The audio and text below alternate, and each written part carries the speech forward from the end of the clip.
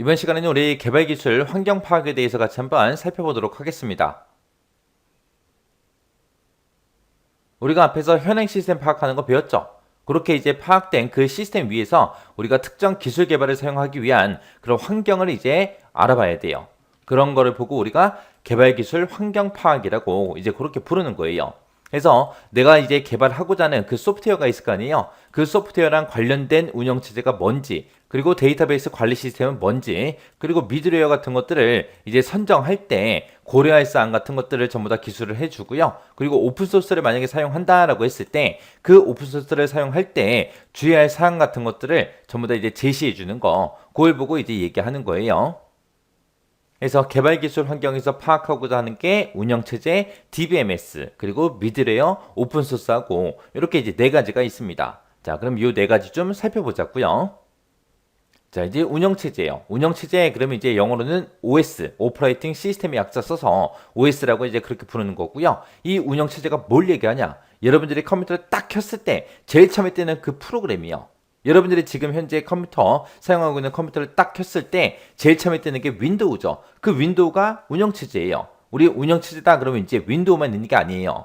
우리가 일반 가정집에서 쓰는 것들은 대부분 이제 윈도우를 제일 많이 쓰지만 윈도우도 있고 유닉스도 있고 리눅스도 있고 안드로이드도 있고 iOS도 있고 예전에 쓰던 도스라는 프로그램도 있고 여러 가지가 있다고요. 그런 것들을 보고 우리가 운영체제라고 해요. 이 운영체제가 뭘 하냐? 여러분들 잘 생각해 보세요. 컴퓨터를 내가 사용하려고 컴퓨터를 켰는데 윈도우가 안 떠요. 윈도우가 안 뜨면 우리가 컴퓨터라는 기계, 그 기계 장치를 우리가 쓸 수 있다 없다? 없다. 해서 이 운영체제가 하는 일은 컴퓨터에 보게 되면 여러 가지 시스템 자원들이 있죠. 그런 것들을 이제 효율적으로 이제 관리도 해주고요. 그리고 사용자가 컴퓨터를 편리하고 효율적으로 이제 사용할 수 있도록 그렇게 이제 환경을 제공하는 그런 소프트웨어를 보고 우리는 운영체제라 그래요. 좀 더 쉽게 얘기하면은 사람이 사용자가 컴퓨터라는 기계를 보다 쉽고 보다 편리하게 쓸 수 있게 그런 환경을 제공해주는 소프트웨어. 그걸 운영체제라고 합니다. 그래서 윈도우다. 그렇게 생각하시면 돼요. 그래서 얘는 이제 컴퓨터 사용자랑 이제 컴퓨터에 들어있는 하드웨어들 있죠. 기계적인 장치들 간의 인터페이스를 제공해주는 그런 시스템 소프트웨어. 그걸 보고 OS 운영체제라고 합니다. 우리가 이제 컴퓨터를 켜서 이제 윈도우가 떴어요. 윈도우가 떠야 엑셀이 됐든 파워포인트가 됐든 다른 여러 가지 프로그램들을 우리가 작업할 수 있잖아요.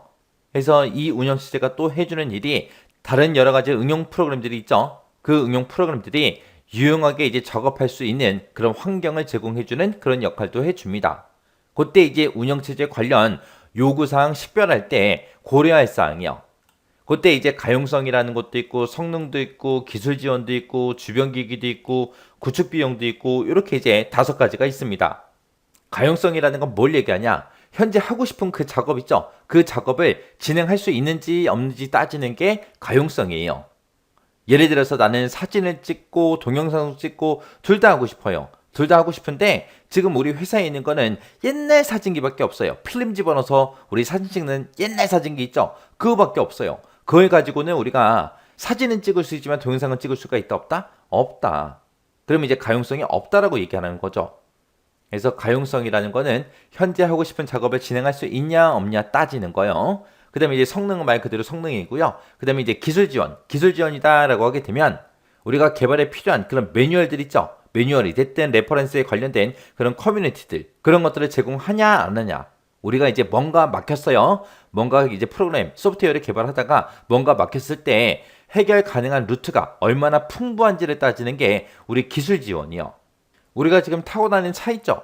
국산차 같은 경우는 이제 AS 센터가 어디든지 있기 때문에 우리가 쉽게 기술 지원을 받을 수 있어요. 근데 외제차 같은 거, 특히나 이제 대중화된 그런 브랜드 말고요. 희귀한 브랜드들 있잖아요. 그런 차 같은 경우는 만약에 고장 났어요. 그럼 기술 지원을 잘 받을 수 있다 없다? 없다. 그런 게 이제 기술 지원이에요. 그 다음에 이제 주변 기기는 말 그대로 주변 기기고요. 구축 비용은 말 그대로 비용, 돈 얘기하는 거고요. 그래서 운영체제 관련된 그 요구사항을 식별할 때 고려할 사항이 이렇게 5가지가 있습니다. 그 다음에 이제 데이터베이스 관리 시스템이요. DBMS요. 얘는 이제 사용자와 데이터베이스 그 사이에서 그 사이에서 사용자 요구에 따라서 정보를 이제 생성도 해주고요. 데이터베이스를 이제 관리해주는 그런 소프트웨어를 보고 우리가 DBMS, 데이터베이스 관리 시스템이라고 합니다.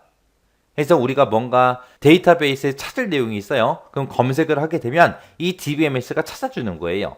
찾아서 정보 같은 것도 생성해주고 데이터베이스 안에 들어있는 그런 데이터도 관리해주고 하는 그런 소프트웨어를 보고 우리가 DBMS, 데이터베이스 관리 시스템이라고 해요. 얘를 이용하게 되면 우리 데이터들의 종속성과 중복성, 그 문제를 해결하기 위해서 제한된 그런 시스템을 보고 우리가 DBMS라고 하는 거예요. 중복성은 이제 똑같은 데이터가 있을 필요 있어요, 없어? 없어요. 중복된 건 이제 없애버려야 되겠죠. 그 다음에 여기 보게 되면 이제 종속성 하고 나는데 종속성은 뭘 얘기하냐.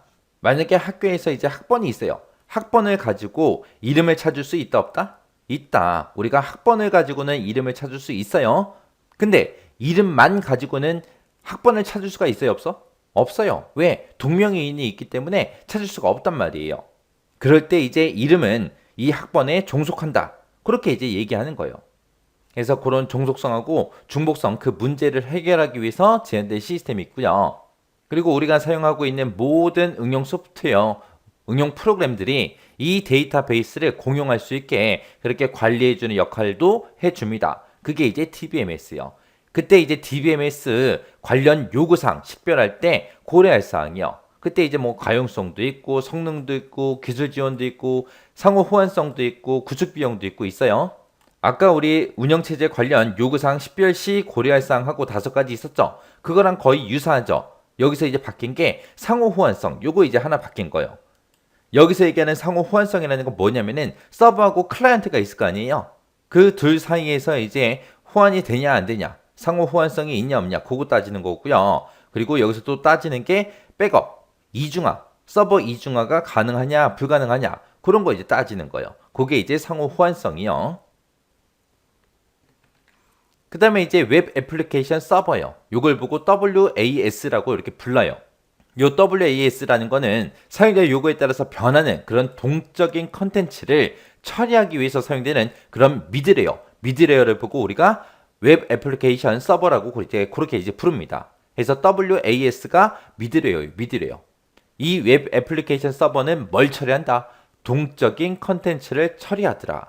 우리가 일반적으로 특정 웹사이트에 들어갔을 때 그 사이트에 보게 되면 대부분 이미지로 다 되어 있죠. 그림 같은 것들이 전부 다 이미지 형태로 되어 있어요. 그런 거를 보고 우리가 정적 콘텐츠라고 합니다. 그런 정적 콘텐츠는 서버에 그냥 들어있어요. 우리 날씨가 됐든 아니면 주식 정보가 됐든 그런 것들은 실시간으로 계속해서 변해야 되겠죠. 그렇게 이제 실시간으로 변하는 그런 컨텐츠를 보고 우리가 동적인 컨텐츠라고 이제 그렇게 불러요. 그런 동적인 컨텐츠를 처리하기 위해서 사용되는 그런 미드레어가 있는데 그 미드레어를 보고 우리가 WAS, 웹 애플리케이션 서버라고 그렇게 부릅니다. 얘는 이제 데이터 접근이 됐든 세션 관리가 됐든 트랜지션 관리가 됐든 이런 것들을 하기 위한 라이브러리 그런 것들을 이제 제공해 주고요. 주로 이제 데이터베이스 서버랑 연동해서 사용을 합니다. 그때 이제 웹 애플리케이션 서버 관련 요구사항 식별 시 고려할 사항이요. 가용성이라는 것도 있고 성능도 있고 기술 지원도 있고요. 구축 비용도 있고 이렇게 4가지가 있습니다. 그 다음에 이제 오픈소스요. 오픈소스라는 거는 누구나 별다른 제한 없이 그렇게 사용할 수 있도록 소스 코드를 전부 다 이제 공개해 놓은 그런 소프트웨어를 보고 우리가 오픈소스라고 해요. 그래서 오픈소스 그러면 누구나 별다른 제한 없이 사용할 수 있다 그랬죠. 그래서 무료예요, 무료. 그래서 만약에 오픈소스 관련 그때 이제 요구사항 같은 것들을 식별할 때 고려할 사항이 라이센스 이제 종류도 이제 구분해야 되고요. 사용자 수도 이제 구분해야 되고 기술의 지속 가능성도 요것도 이제 확인해 봐야 돼요. 그 중에서 가장 중요한 게 뭐예요? 지속 가능성이요. 계속해서 업데이트가 되고 있는지 그런 거 이제 따져봐야 된다고요. 무료다 보니까 어느 순간 업데이트가 안 될 수도 있어요. 그래서 우리가 개발 기술 환경 파악할 때 크게 4가지를 파악을 하더라. 운영체제, 그리고 DBMS, 그리고 미드레어, WAS, 그리고 우리 오픈소스. 요 4가지가 각각 뭔지 개념 정확하게 여러분들이 정리하고 계셔야 되고요. 각각마다 요구사항 식별 시 고려할 사항이 있었죠. 그 고려할 사항들 잘 기억해 두셔야 됩니다. 자, 그럼 이제 요 내용들 잘 정리하고 지나가시기 바랍니다.